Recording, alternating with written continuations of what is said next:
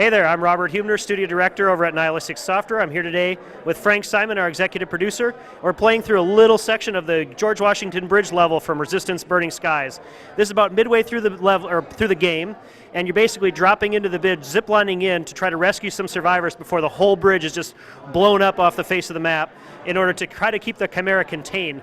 They're basically swarming the eastern seaboard right now. This is day one of the East Coast invasion, and you're just in the midst of battle, and you can see there's just dropships coming in. You've got VTOLs screaming overhead, just a lot going on. We really want to put the player in an immersive battle. So you can see we have high cover and low cover. Here Frank's taking a little breather behind some low cover and taking some well-aimed pot shots at some of these Chimeran grunts.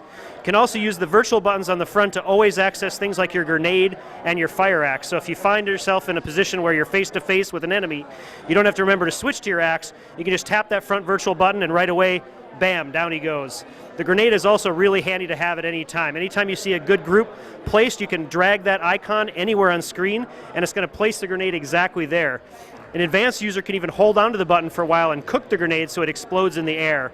You can see the controls are really what a Resistance player expects. You've got your iron sights on the left trigger available at all times. It automatically peeks over cover, gives you a little targeting assistance, but really it feels and we hope looks just like a PS3 Resistance game.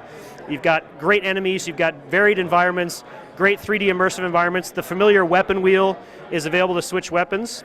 And here we're going into a little tunnel between a couple of sections of the bridge. This is a maintenance tunnel that actually does exist within the George Washington Bridge. And here it's an unfortunate place to meet a few little nasty leapers. So the game has a full story mode, and we're dropping you in the middle of it, but it really kind of accentuates the character of Tom Riley, who's doing all these selfless things, trying to rescue all these people in the midst of this first battle. And in the course of doing that, kind of helps turn the tide of the battle. We got some new guys to fight here. These are Chimeran Scouts, which you've seen before.